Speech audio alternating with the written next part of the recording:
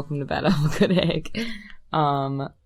It's me, Juj, and I'm here with Miri. And we just decided to start recording because we're hanging out and talking. We had a long day. We're not going to talk about that right now, though. Right now we're discussing if you could only eat one chip for the rest of your life, what chip would it be? So what chip would it be for you? So I couldn't pick one chip.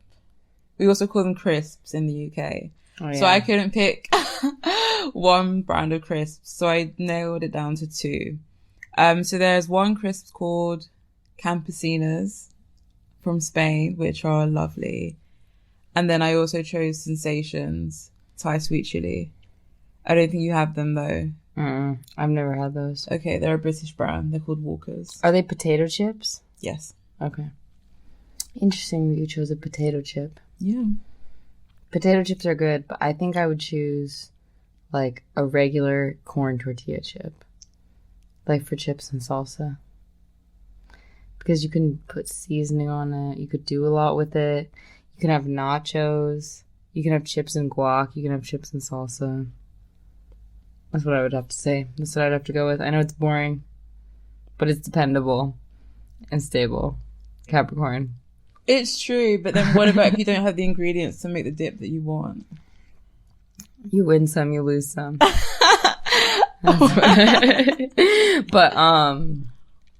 Campesinas are also one of my faves. Campesinas are in Spain.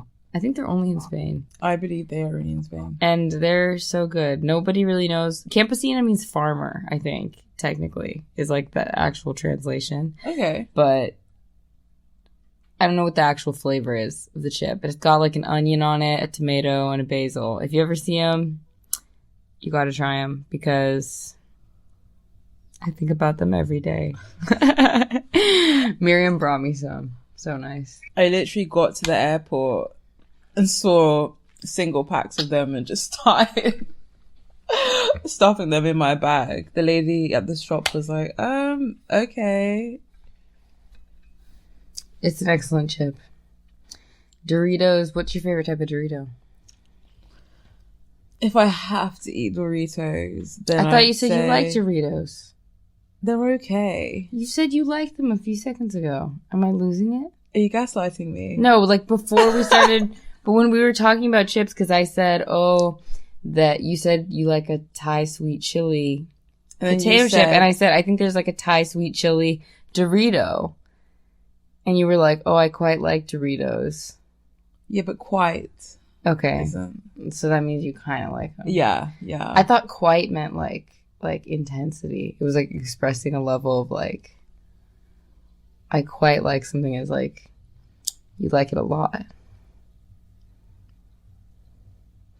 I've really been misunderstanding.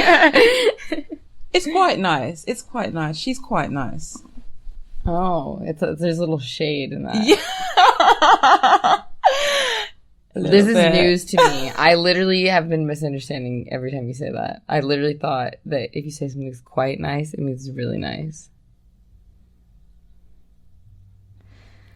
I'm just telling my truth here. I definitely misunderstood the word quite. But then you could say quite if you were surprised by how satisfying something was. Yeah. Okay. So it was surprisingly good.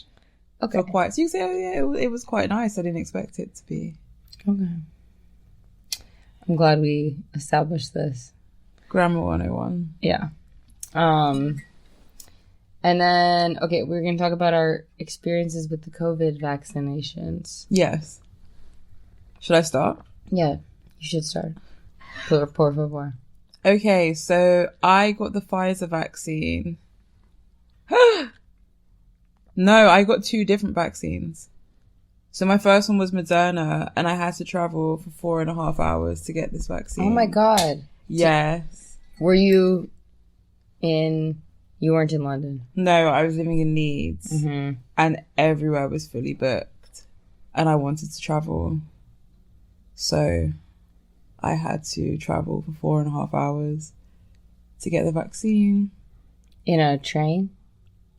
Coach. Okay. I was poor at the time. So, but in a bus? Yeah. Okay.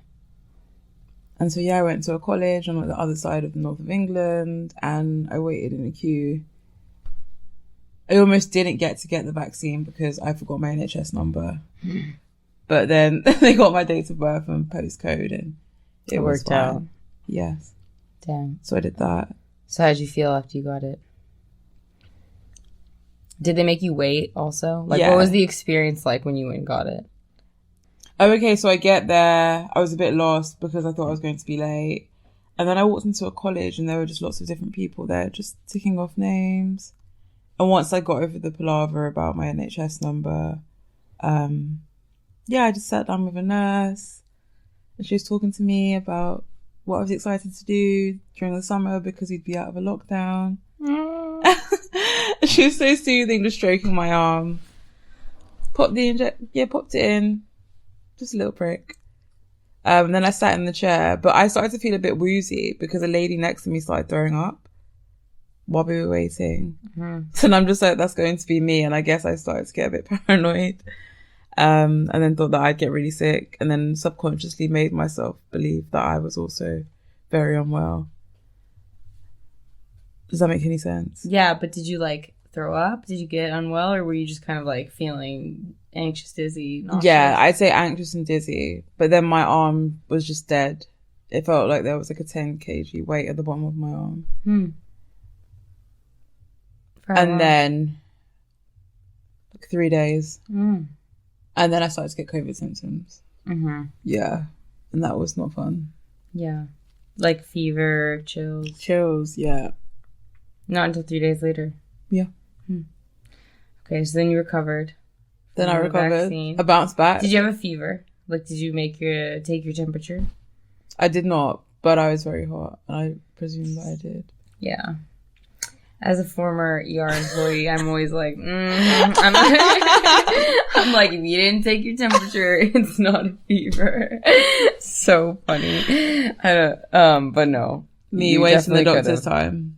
Nah, it's just funny because, like, I obviously never used to be, like, thinking of that because, you know, my mom would always do that, like, would, like, touch our forehead to see if we had a fever. But, like, some of the doctors in the ER are such sticklers about that, like, if the mom brings a baby in and it's like, oh, like she felt really hot. I was worried about her. They're like, well, did you take your temperature? And she's like, well, no. And they're like, well, she doesn't have a fever then. And it's like, I mean, definitely people can feel hot and like not have a fever. And like humans aren't that receptive to just like the touch of heat that they can tell like a few degrees difference. Yeah. That it is if someone has a fever. But I also think it's not really good for healthcare providers to like just completely invalidate people.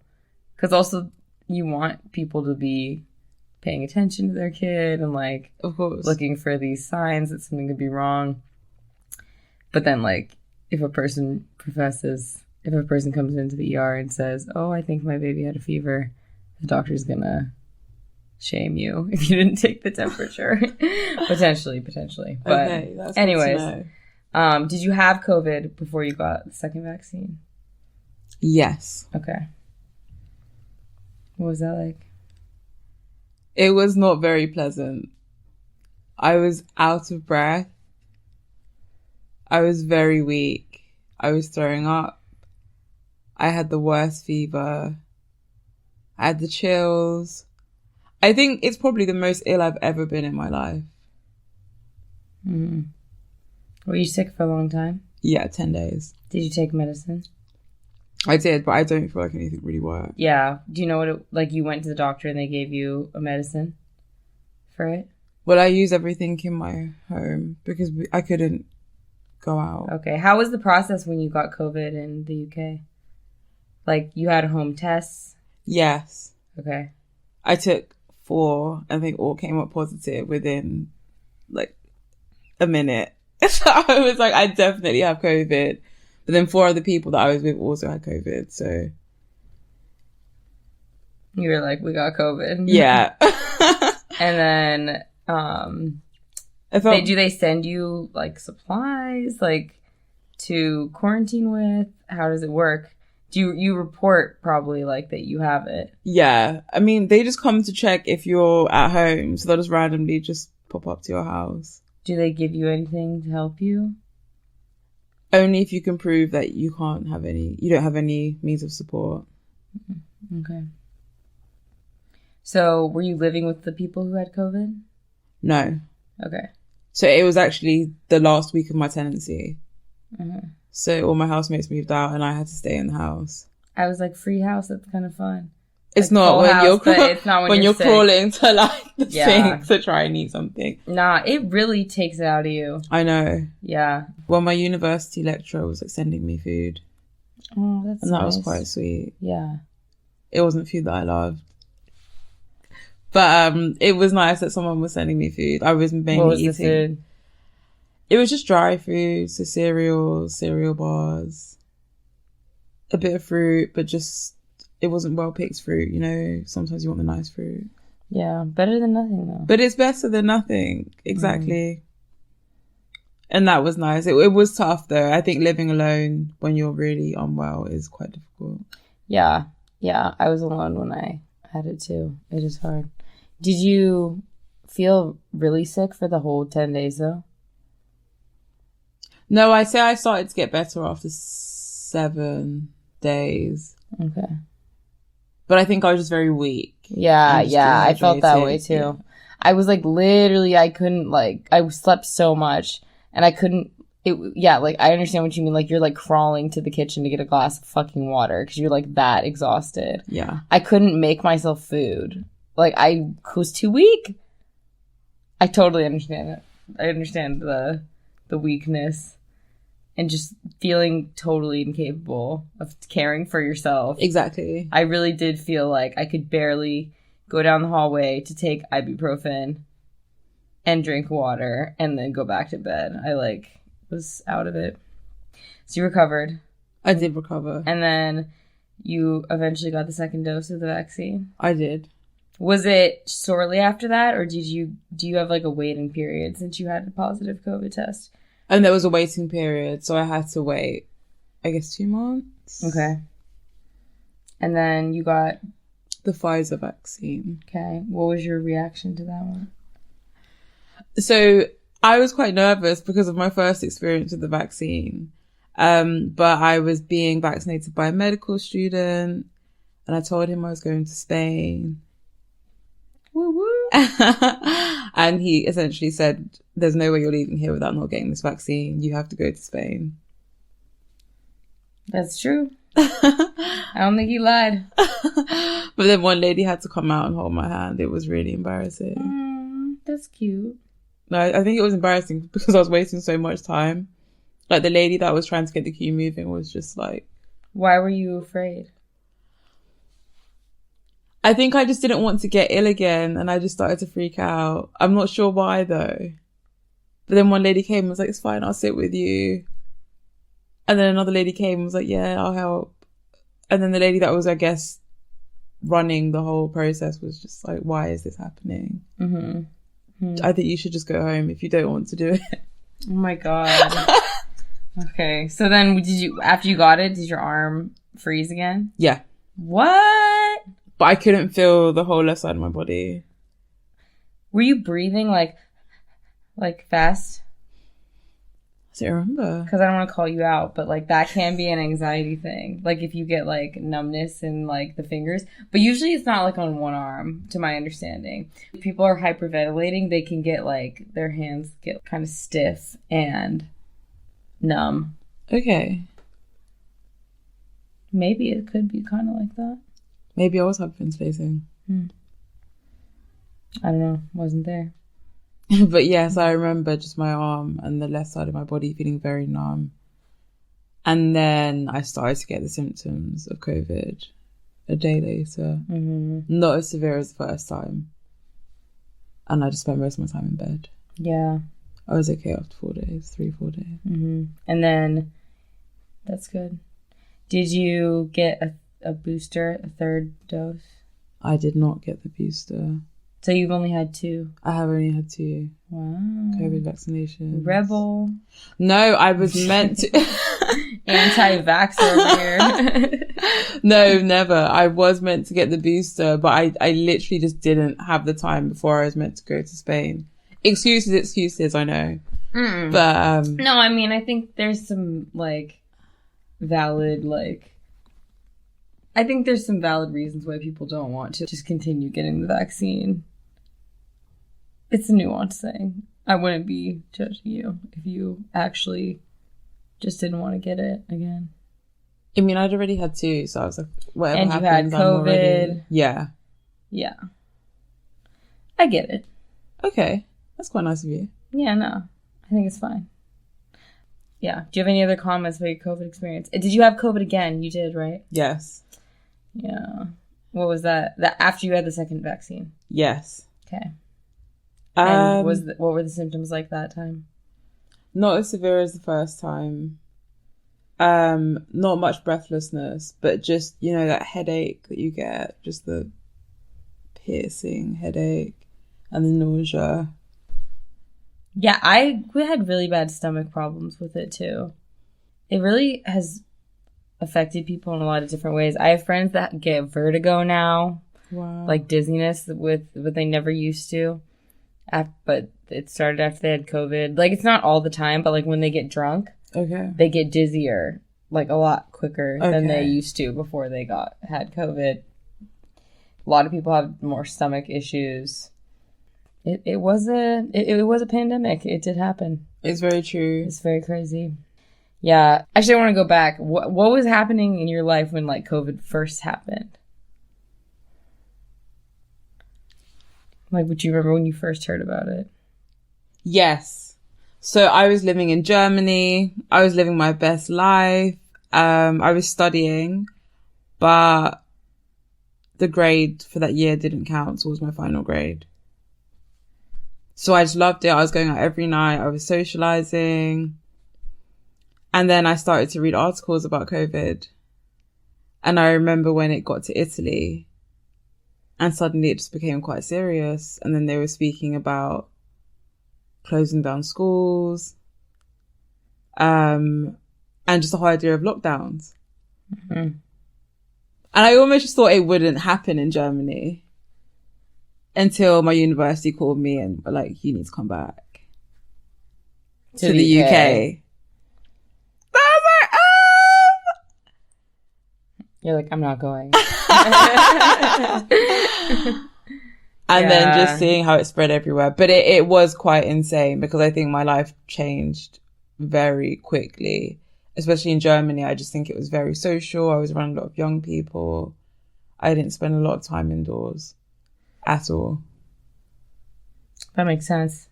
It's a big change. So I think my world did almost turn upside down. And I'd been living away from my parents' home for like 4 years at that point.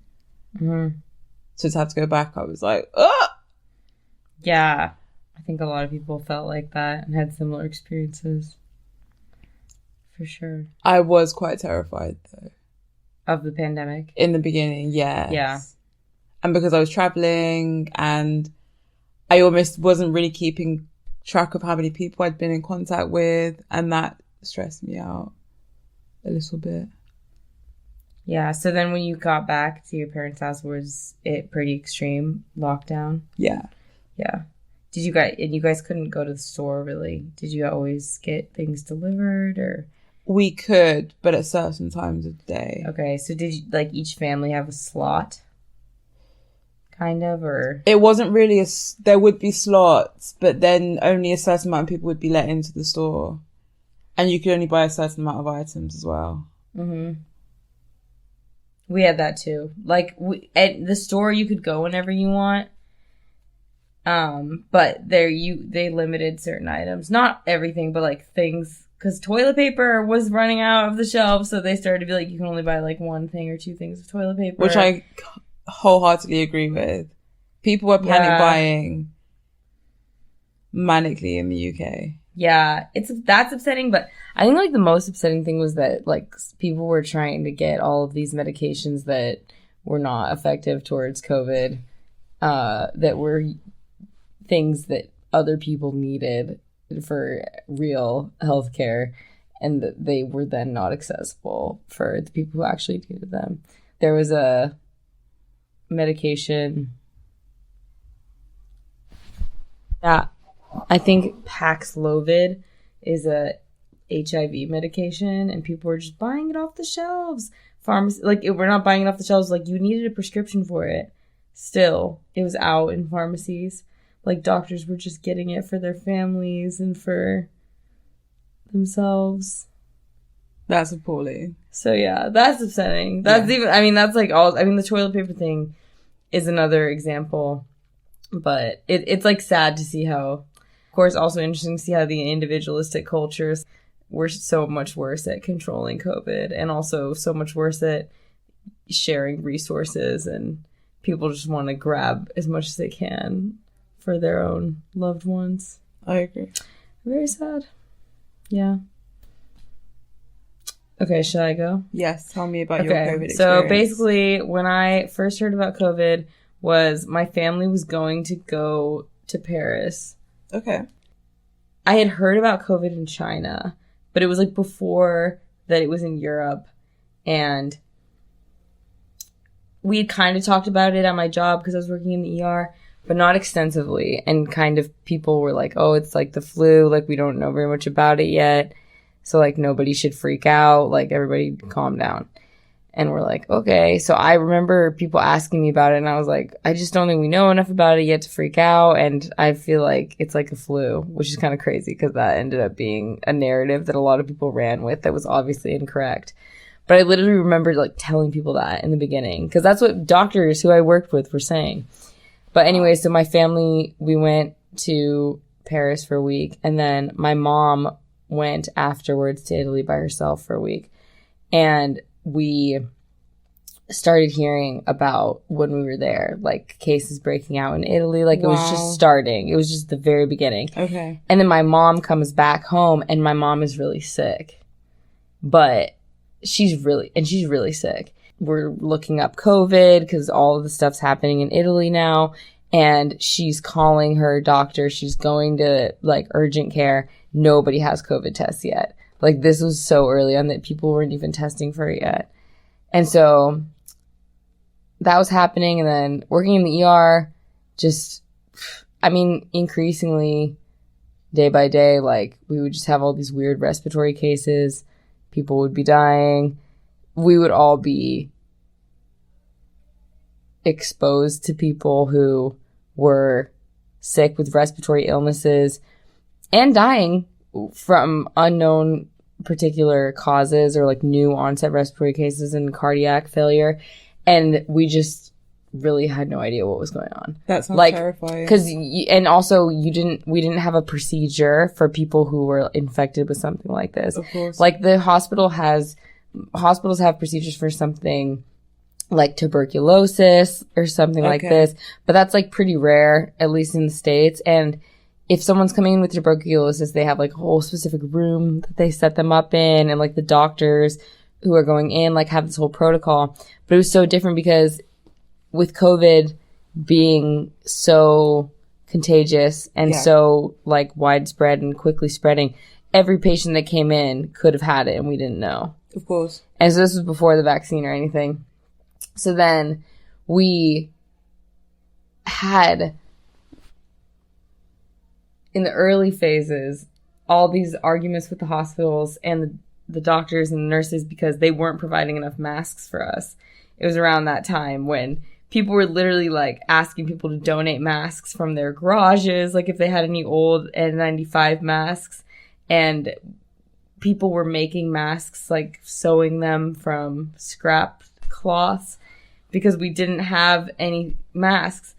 And that was really scary, obviously. And also just, like, crazy because they weren't protecting us, but, like, at the same time, they also really needed us because it was, like, a pandemic. But then eventually they got more N95s, but we were, like, using, like, each of us were given, like, 1 or 2 N95s, and we were reusing it. Like, we would keep it in a paper bag and, like, use it for, like, a few weeks. You would wear one for, like, 3 days, and then you put it in this paper bag for, like, 3 days, and you'd, like, switch them out because people were like, oh, it'll, like, kind of sanitize it if it's in the paper bag for 3 days, which I don't know if that had any validity to it, but we were like, well, yeah, this is all we got. And I don't know if you've ever worn an N95. I think it's the really uncomfortable one. Yes. Yeah, wearing that thing for like fucking a 10-hour shift was like actual hell. I was like, this is like so uncomfortable. And then we'd wear like another mask over it usually, because then the other idea was like if you wore a surgical mask or a fabric mask like over the N95, if someone like breathed on you that had COVID, like you could dispose of the mask in front of your N95 masks. Okay, yes. Yeah, so it was intense. We were double masking with N95 and the regular mask. But I remember a lifesaver was some women started sewing buttons onto headbands so we could like hook the loops of the masks onto the headband instead of onto the ears. Because when you're wearing a mask for that long behind the ears, it gives you like a massive headache, or at least me. Okay. Yeah, there's a lot of like, there was just so much like discomfort in it that I think like people just didn't like people who worked in healthcare, it was just so like uncomfortable. But then anyways, at one point they had like tarps taping off half the ER that was for COVID patients and half the ER that was for other patients. And there was literally like a zipper, and you had to like go into the zipper half to go into the COVID part and then change into different scrubs, like the hospital scrubs. Because normally we have our own scrubs, but we would change into the hospital scrubs and stay there all day. Like we'd stay in that side of the hospital all day. Towards the beginning, like some people were way more careful than others. Yes. Like some people would go to work all day for 10 hours and not take off their mask, like not eat or drink anything for 10 hours. And some people were like, well, if I'm going to get it, I'm going to get it. But it was just so much tension and so crazy. People were bringing us food, which was nice in the beginning. But then also it was a lot of just nobody being at the hospital. Because in the beginning, people were quarantining more, and also just people weren't going out, so there were a lot less injuries and less other types of illnesses, you know? So you felt that most of your focus had to be on COVID? Well, yeah, but also like just the ER wasn't as busy. Okay. So a lot of time we would just all be there, like hanging out. Like there would be like no patients in the ER. Well, so then this is a thing in America that gets more complicated, because then the hospital starts thinking, I mean, it could go on about this for hours, but the hospital starts being like, we're not making any money because there's no patients. So that is insane. Like I'm overhearing conversations of like, we don't want people to feel like they can't come to the ER if they are sick because we still need to make money. Yeah. So yeah, it really shed the light. Jaw on the floor. Yeah. Saying the quiet part out loud, like it just really exposed a lot of intentions. Just things I knew that were there, but COVID just made it a lot more visible. Okay. But yeah, so then time goes on. And at this time, they also started like cutting our shifts. Maybe I have to go to this part. They cut our shifts, like they were making it so that we had less shifts because they were not making as much money. Even though we had like been there working for them for like $15 an hour, even though we're like putting ourselves in danger, like we don't have proper supplies and equipment to be safe. And then they still are like having the audacity to like cut our shifts. We make $15 an hour. We calculated like how much money they save by like taking away one of our shifts. And like to us, it's a big deal. But to them was so inconsequential. So that was upsetting. But then eventually the vaccine gets made. And yes. I got the vaccine in, I guess it would be December 2020. Okay. So very early, because I was a first responder, like, because I worked in the ER. And a lot of people were like, really discouraged me from getting it. Like, people I knew were like, oh my God, you're going to get the vaccine. Like, can't believe you're going to get the vaccine. And I was like, yeah, I'm going to get the fucking vaccine, everybody. Like, I don't know what to tell you. I'm getting it. So I went, and similarly, like, it was all these nurses were there, but I got it where I worked. But they had all these little cubicles to, like, separate people. And so you went and, like, sat in your cubicle, and they gave you the shot, and they made you wait there for 15 minutes. And I took my friend there, and my friend I thought was going to pass out.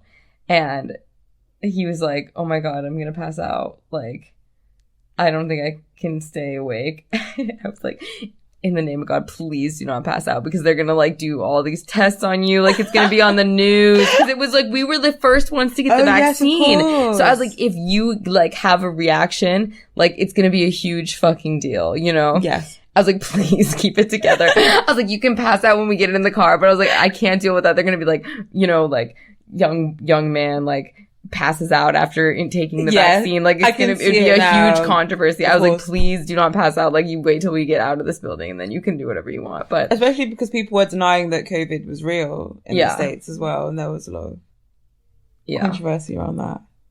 Yeah, I mean, kind of there still is, which is crazy. But yeah. But then I got it. I was fine. I actually didn't have COVID symptoms after the first dose, but my arm hurt, like, so fucking bad. My arm was, like, really bad, and I had kind of, like, redness, but no COVID symptoms, so that was good. And then I got the second dose in January, didn't have COVID, and I did get sick from that one. Like, fever, chills, woke up the next day feeling like I got hit by a train. Oh, no. But it's okay. I mean, it was only, like, 2 days maybe that I felt bad, so it wasn't too bad. I got Moderna, both doses. Okay.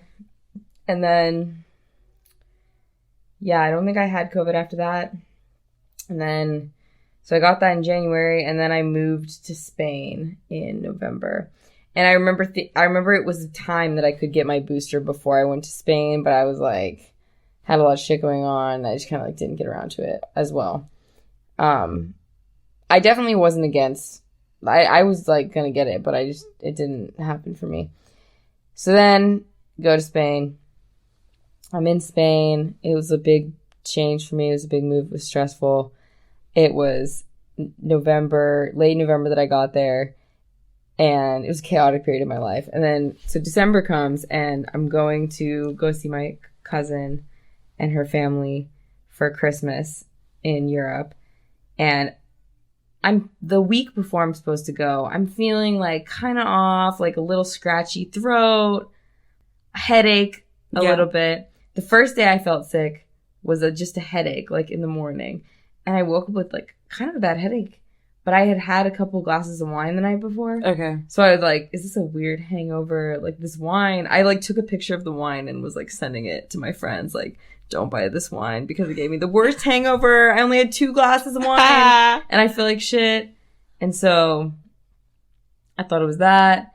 And also, my good friend who I worked with had similar headaches, scratchy throat symptoms, and she took a COVID test and it was negative. Okay. So, and I didn't have a fever. I wasn't coughing or anything. So I just really didn't think it was like that. Yeah. I didn't think it was COVID. Then, this was like Monday through Friday. So then Saturday morning, I wake up and I'm like feeling like dead. Like, that whole weekend I felt so ill. Like, that was when I couldn't even walk down the hallway to get water.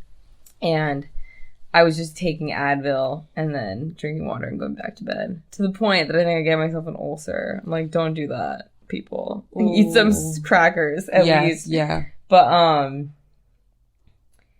yeah, then I got better. But it was sad because then my plan was to go see my family for Christmas, and I had to cancel the trip because I had COVID and had Christmas by myself. COVID Christmas. Can we talk about your COVID Christmas? Yeah. So, like, I was kind of pissed at my family because they said that so I had just done home tests that were positive, and I was quarantining. But they said, like, oh, if you get a PCR test and it's negative, like, you should get they basically were encouraging me to get a PCR test. And also, you need a PCR test for your flight to get refunded and stuff like this. So I go take a PCR test, which cost 200 fucking euros. It was 200 euros to get a PCR test. I had to pay for it. Maybe 100. Maybe I'm exaggerating. But it was over 100 euros. Mm-hmm. My hand is over my mouth right now. Yeah, but I wanted to go that badly. And also, my flight, like, wasn't going to get refunded unless I had a PCR test that was positive. So I go get that test done. This is, like, Wednesday. I think Thursday's Christmas Eve. I'm supposed to leave on Thursday, Christmas Eve. And I get the test back Wednesday night, and it's negative. Which makes sense because, like, at this point, I'm kind of over the illness. Like, I felt really sick over the weekend, so I'm probably, like, heading out of it. So then I call my family, and then they're like, okay, even though the PCR test is negative, we still don't want you to come. And they're like, oh, you're not supposed to come until 10 days after you've tested positive. And I'm like, that's not really true. Like, it's like 10 days after the first day of illness or when you've tested negative. And, like, I've tested negative now. But no, they didn't let me come. So, luckily, I wasn't really feeling sick anymore on Christmas. But I didn't know anybody in Spain. So, what I did was I did some yoga, walked around a little bit, read. I put on a cute outfit. And then I drank some wine and I made ramen. As you do, as a young hot woman in Europe. Thanks. Doing my best. And I remember the wine I had. I don't know if my taste buds were, like, fucked up, but I remember I thought it was, like, the best wine ever. And then I tried it later, and I was like, I mean, it's all right. Not that great. It wasn't as great as I originally thought. But then, yeah. Then in February, I got the booster, and it was also Moderna. But I got it in Spain, which was cool. It was, like, through the Spanish public health system. Okay. And also it was later on, but my experience was definitely different there getting it. I just like walked in there, like, they gave it to me, and then they were like, all right, see you later. So that was good. And yeah, knock on wood. Don't think I've had COVID since then. Hello again. So it's 2 days later. We made it back home after the journey. We wanted to tell the story of our trip to Viñales. Yes. Mm-hmm. Would you like to start? Or do you want me to start? I think you should start. Okay. We are back in one piece. Yes. So I live in Havana, and we decided to go to Viñales for the weekend. And I know it's common in Cuba to hitchhike. They have these cars called maquinas that are taxis that run in loops. And so I've used these before. So basically how it'll be is there's a route that a person will be going through the day, and it's almost like a hop on, hop off bus. And so you hop on, you tell them how far you're going, they tell you the price, which is usually not that much. Like, it can be like $1, and depending on how far you're going, $1, $2 in US equivalent. So maybe 100, 200 pesos. And you pay them, and they drop you off, like, near where you're going. Just wherever the nearest point is to where you're going on their route. So you can just tell them, like, oh, I want to get out here, yada, yada. So I've traveled around a lot like this, shorter distances, but you can get all over the island kind of doing this. That's not really a machina, though, if you're going long distance. It basically is hitchhiking. I mean, so I have friends who've done this before, gone to Viñales from Havana through hitchhiking.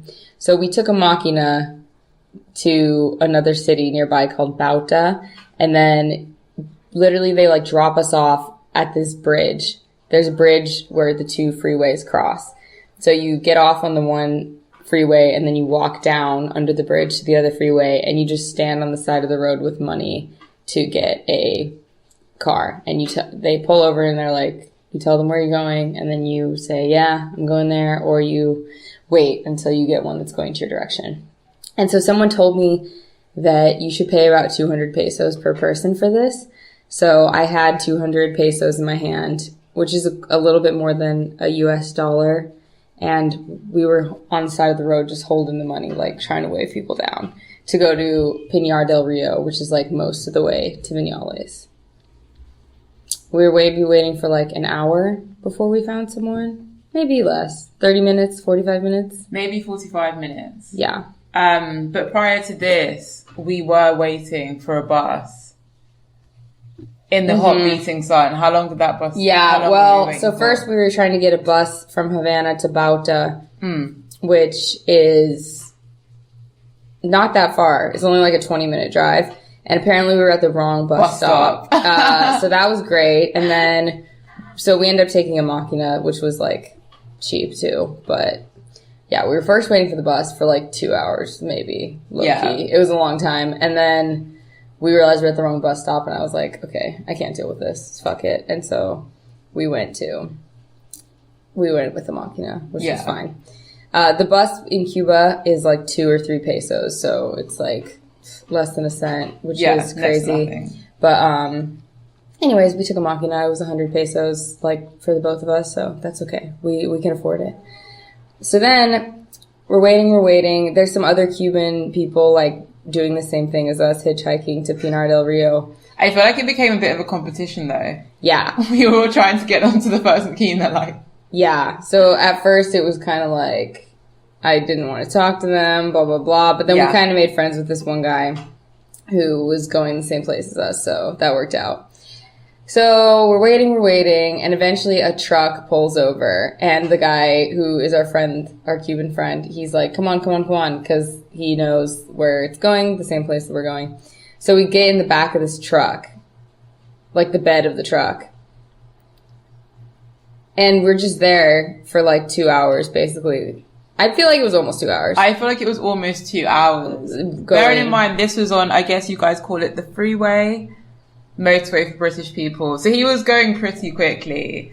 And I just remember feeling so, like I'd been inside a tumble dryer. You know, my body was rocking backwards and forwards. My eyes are watering. My lashes started falling off. False lashes.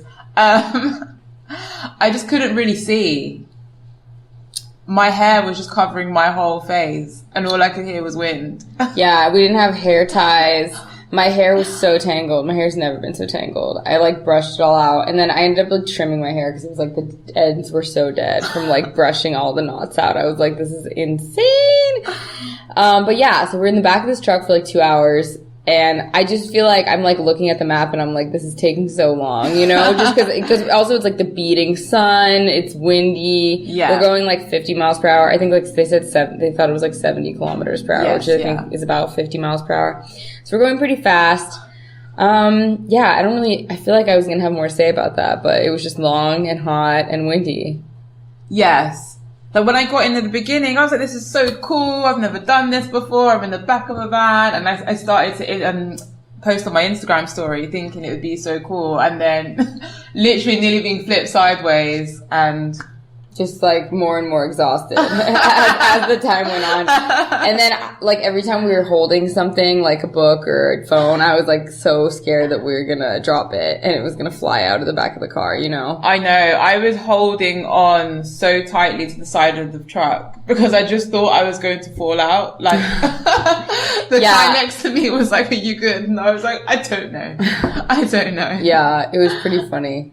So yeah, anyways, then we made it to Pinar del Rio and we're like finally thirsty. We're supposed to like it, and we had gotten kind of a late start. So it was already like 3 and we still had to go like 45 more minutes. Yes. And then we are looking for water and then these guys are going into this bar, this place we tried to buy water, and they're like, do you guys want to come have a beer with us? And we're like, I'm like, Mary, should we go have a beer? And you're like, yeah. And I'm like, yeah, I think we need a break. So we go in, we have beer with these guys. They were nice. They were like kind of old. Older than us. Yes, they were like, one of them was 50 and one of them was 43. But, I mean, they were nice. We drank beer with them. And then we were like, Had a few snacks. I was able to detangle my sunglasses from my hair, which was very nice. Mm-hmm. And a necklace from my hair as well. Yeah, necessary stuff. And put an eyelash back on. It was quite brutal. I walked out of the truck feeling like a different woman. Yeah. It was an intense experience to say the least. And so, yeah, we eat a snack, we drink some beer, and then we're like, okay, we really got to go. It's like 5 at this point. Yeah. We're like, okay, we really got to go to Viñales. We have like a nice little Airbnb. And I've been to Viñales before, and it's like this beautiful city in Cuba where a lot of the tobacco is grown, and it's surrounded by mountains. It's very small, very quaint, very beautiful. So I'm like, okay, we got to get to where we're going. Yes. But then it's 5, and our friends who we drank beer with are like talking to the Cubans, talking to the taxi drivers, and they're like, basically, there's probably not another Machina that's going to be going today. Which, to be honest, I feel like is kind of false. I feel like we could have hitchhiked, but at that point we were like so exhausted. This guy is like $2,000 for a taxi, and I'm like, I don't want to pay 2,000 pesos to go the rest of the way. But I was like, at this point we were so exhausted. We were so tired. We just paid it. got bucket. And I mean, 2,000 pesos is about like $12 or $13. So I mean, it's not like the end of the world. I do think and it's for like a 45-minute drive. I mean, it definitely is pricey for Cuba, but I was like, at this point, I can't deal with any more like ride insecurity. I was like, I just need to get there. I was like, I literally can't. And I knew he would like drop us off like at the destination, at the Airbnb. I was like, all right, yeah, we're gonna just do it. And so we drive there, and he's kind of a crazy driver, that guy. He was, to be fair, because there were little bumps in the road. I was like, yeah, and it was like a mountain. It was like a mountain, like kind of going up into the mountains. So yeah, we did it. We arrived, and we get to our Airbnb. Which is beautiful. Absolutely stunning. Mm-hmm. We are next to a farm, I believe, in the mountains, greeted by the loveliest lady. Yes, so that was pleasant. And we were pretty hungry at this point. So what did we do after that? I can't remember. Immediately after we got there. I think we decompressed a little bit. For, I guess, half an hour. And then we went to go and get some food. We drank first, though, didn't we? Oh, yes, we did. We had mojitos. And we went to this cutest little bar that had, like, lights in the yard. It was outside. We had mojitos. And we drank Red Bull. We did. We drank 2 Red Bulls right before bed. It was okay. We stayed up really late, though. We did. And we also had horse riding the next day. Yeah. So then we went to eat. We got delicious food. We had patatas bravas, which is like Spanish bar food, potatoes with like this mayonnaise sauce and this tomato sauce. It's kind of spicy. You guys need to try it if you ever go to Spain. Yeah, it's so good. You'll see it, and it's just delicious. So we had that, which I was like, oh my God, this is so good. And then we met a friend of a friend who I know who lives there, and had drinks with her, which was really sweet. And we didn't go to bed till like 2 a.m. I think 3:30. Really? And then, so we had horse riding planned for the next morning. Yeah, and they suggested doing it at 9 a.m., but me, of course, I'm like, we should do it during the sunrise. Like, before I knew we were going to stay up late, I'm like, let's go in the sunrise. It'll be great, blah, blah, blah. And so she said she thought the sun would be rising around 7. So I'm like, okay, great, let's do it at 7. But then when it was 2:30, like 3:30, and that's 3:30, right? Yes. Okay, yeah. So 2:30, I message her and I'm like, hey, like, can we actually do it at 9 instead, 9 or 10, because we're really tired. And she didn't respond. And I thought there was a chance she wouldn't see my message, or maybe she'd see it in the morning. Yes. But like, I don't know. I was like, maybe she'll see it, whatever. So then I wake up to her knocking on our door at 7 a.m. and I'm like, fuck. So I like go out there, and Mary's still asleep, and I'm like, hey, is it possible that we can do it at 9 instead? And she's like, oh, like, I already have the guy here, like, he's outside. And I'm like, shit. Fuck. And I'm like, okay, like, can you just wait 10 minutes? And she's like, what time? It was funny because she said, what time did you send the message last night? Like, because I told her I sent her a message, and I'm like, no. I'm like, don't even look what time I sent. I was like embarrassed. I'm like, don't worry about it. I'm like, don't worry about it. We'll just go. And so then we got up, and we like got ready in 10 minutes, and then we go out to like go ride horses. And we were told that it was $4 per person for the horseback ride. Because I don't know if you've used Airbnb a lot, but like Airbnb has this really convenient feature where they translate between languages. So if you're typing something in Spanish, like if the Airbnb host is speaking Spanish and you're speaking English, it will automatically translate between the two different languages. Very convenient. But she had written like $4 per person per hour in Spanish, and it didn't translate correctly to my phone. So it was crazy because we had our phones next to each other, and like she had typed $4 like por persona por hora, but it literally on my phone just said like $4 per person in the English translation. And I just didn't know that it had issues like that. This is the first time it's happened to me. So anyways, I was like, wow, $4 per person for horseback ride. That's great. I was thinking, damn, okay. Yeah, I was like, come through Cuba. What a great price. So anyways, I mean, which is fine. But anyways, so we go and we have this cute older man who's our tour guide, and we each have a horse. And he says that like my horse has to go in front. And my horse is like so fucking slow. It was like the slowest horse I've ever ridden. I low-key feel like it was sick because it was shitting the whole way. It had quite severe diarrhea. So gross. So intense. I'm glad I was like riding that horse. I didn't have to see that, to be honest. Like at least I like just was like out of sight, out of mind. Like a few times I realized it was pooping, but I was like, I'm just gonna ignore that this is happening. Yeah. But I mean, horses poop sometimes when you're riding them. Yeah, but I think it was a little ill because it was constant. So I was thinking, oh, okay. Gross. I didn't even realize that it was constant. Like a few times I noticed that it pooped, but I was like, okay. Oh wow, that's the poor horse. I know, right? Freaking A. But then, anyways, so we ride up through this beautiful field with tobacco and corn and like all these different vegetables growing. And it's in the mountains. It's gorgeous. We go up to this little bar where there's a beautiful view. You can see like the whole city, the whole area. Absolutely stunning, yeah. Absolutely stunning. We drank some coffee. We had a drink. We shared a drink because he said there's this drink called Coco Loco that we needed to try, which is like rum and coconut and lemon. In an actual coconut. Mm-hmm. Yeah, so I wanted to try it, and we shared one. It was good. It wasn't that strong. And I bought him, I bought him a drink. I was like, oh, we can buy you a drink, blah, blah, blah.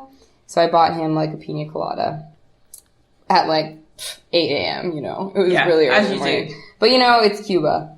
And so it was fine. But then we're like hanging out here. We're kind of, you know, we take pictures. We're like sitting. But since we didn't know it was like per hour charge, we just kind of were letting him set the pace of the tour, you know? So we sit there for maybe like 30 or 45 minutes. I'd say 45 minutes. Yeah. And we're just hanging out. And then eventually I'm like, okay, like, should we go? Right? Like, should we go?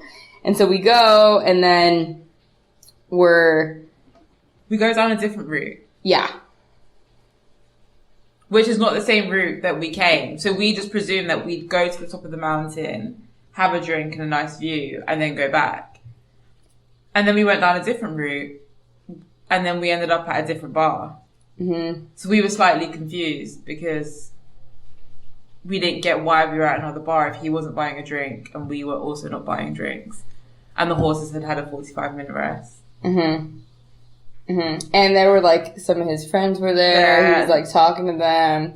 And so then eventually we sit there for like 15, 20 minutes, and then we're like, okay, like time to go, I think. So then we leave there. We're still going like another route, and we go like through this river. Yeah. And he's like, do you want to go look at these caves for like 300 more pesos per person? And we're like, no, like it's okay. And also this whole time I like know I don't have like enough money to pay for it, because I had like $100 US. So I knew that I like needed to get change, because a lot of times Cubans wouldn't have that much change for $100 US, or I needed to exchange money for pesos so I could pay him. But I thought I could just pay like our Airbnb woman. So the whole time I was like, it's probably fine. Like she can give him the money, whatever. So then we keep going. And I'm like kind of anxious at this point. If I drink, I get really anxious the next day. Especially like no sleep and having alcohol, I'm like, like I call it hangxiety. Yeah. The anxiety is real. The so I was anxiety was there, yes. Yeah, so I was having anxiety real bad. So I was like just on the horse, like silently riding. And Miri at one point was like, should we sing a song? And we're like singing Old MacDonald Had a Farm. E-I-E-I-O. Like as we're riding the horses, the guy's probably like, what the fuck are these girls doing? Like... But I just, at this point, I was like, okay, I'm really ready for this to be over. We're like so tired. We had the longest day yesterday. We were in the sun all day. We were in this back of this truck. We commuted like over half the island. And then we barely slept and we're like on these horses. Had nothing to eat. Yeah, we were hungry. And so it was kind of a lot. And so then we had another stop at this, where this guy like shows us how to roll a cigar, how he rolls a cigar. I think we stopped somewhere before that, though. Did we? Yeah, we stopped at another bar. 3 bars? Yeah. Really? Yeah. Because the last bar we were at was the one we started at. Really? With the Che Guevara poster and... I don't think we stopped there on the way, though. Did we? I think we just passed by it. You're right. We didn't stop there. Yeah. We didn't pass it at first. Oopsies. Yeah, because he was like, okay, like on the way back we can see the tobacco, blah, blah, blah. Yes. So we stopped there and we see this really nice guy, like shows us how to roll a cigar. He was kind of flirting with us, but in like a harmless way. Yeah. It was quite funny. We liked him. He was like, I drink a bottle of rum every day. And then he let us try, we smoked a cigar while we were talking to him, and he let us try this like specific rum that is made in Cuba, which I didn't like it. Did you like it? No. Yeah, he's like, it's so good. This is like the best rum. It's like made in this area. And we both, I could tell, we like, didn't really like it. He's like, you should buy a bottle of it. And we were like, maybe not. We're like, no, thank you. Like, but we talked to him for a while. It was pretty funny. Cause I was like, what kind of rum is your favorite? And he's like, rum is like women. Like, I like them all. Yeah. He was quite funny. And then I think his kid was there, or like someone's kid was there. Do you remember the kid?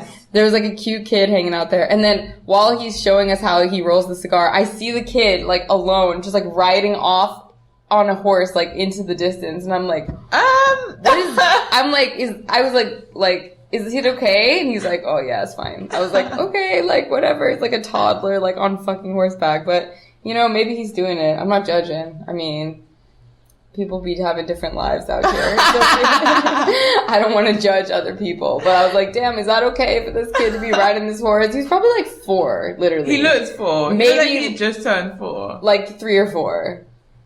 When I saw that too, I was like, what?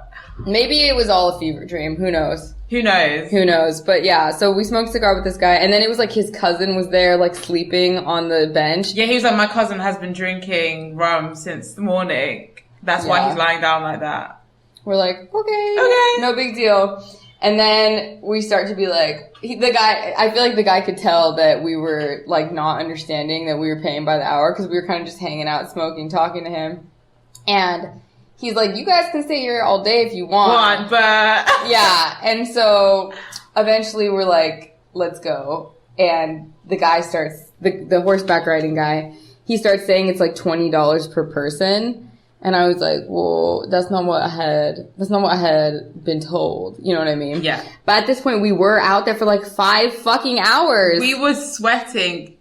No shade. We were literally in the hot sun, dehydrated, hungover, me with like my indigestion. Yeah, you're having stomach problems, because the stomach problems in Cuba are existent. I mean, it's just different food, different water than we're used to, which is fine. But yeah, your stomach was hurting. We're like, it was an intense experience all around. But so I'm like, listen, like that's not the price I was told. Like, let me just pay the Airbnb lady and they can give you money. And I showed them like in Airbnb, like when she said the price, and our friend, the cigar guy, was like, yo, like that is what it says on the Airbnb thing. But they weren't lying to us. I just think he wasn't lying to us. The translation just didn't go through correctly. So then anyways, he brings us back to the road, and it was really nice because in the morning they had like a little, like, like a horse-drawn carriage situation, like take us to the bottom of the mountain where we rode the horses, which was beautiful. But then on the way back, they're like, nah, you just have to walk. Which is fine. Like, I guess that was, and I asked the Airbnb lady later, and she said it was normal. But we were just like so hungover, hungry, and exhausted. I was like, oh my God. So we arrived back at the Airbnb. Do you want to say what happened then? I'm trying to remember. I just remember walking down the road and having to take my bra off because I'm like, I just can't do this. I just like flung it off and holding it in my hand. Okay, so we get back to the Airbnb and the lady comes out. Mm-hmm. I was like, I can't believe you're still on the tour. I'm like, we can't either. Believe me. Believe me, we did not understand that it was going to be that long. And I told her what had happened. That's when we figured out there was the incorrect translation. And I think she could tell we were really stressed out. So she brings us out like a slice of pizza. She could see how disheveled we were. We were just like... Yeah, so that was really sweet. We got to eat a slice of pizza. And then we like went and ate a really good food at this restaurant and bar. There was no one there but us. And it was this really nice garden in the back. And we read... And you got to do some homework, which was nice. I did some homework, and yeah, that was a really pleasant experience. And then we were like, we're going to take the bus back. I was like, I can't deal with that transportation back again. Like maybe next time, but yes, not so soon. Not so soon. We need some time to recover from the experience. Yeah. We just hung out at the Airbnb, talked. Beautiful. And we recorded the first part of this episode. We did. Yeah. Then we went to bed, woke up. As you do. As you do. Thank the Lord. Yes. And then ate some breakfast and took the bus back here. Ooh, the eggs were really good. We had some eggs that were just really good. Mm-hmm. Like scrambled eggs with veggies and really good bread. Like it was like brioche bread. I was like, damn. I was like, damn, how they make this? Girl, drop me your recipe. I never had bread like that in Cuba. It was really good. Yeah. So now we're back. And now I know how to get to Viñales and back if it's ever necessary. You do? Yeah. Okay, it's about 10. How do you rate Viñales? Out of 10? Yeah. I mean, 10 is beautiful, I think. 10 too. Yeah. Okay, cool. Any other comments about the trip? Not today. All right.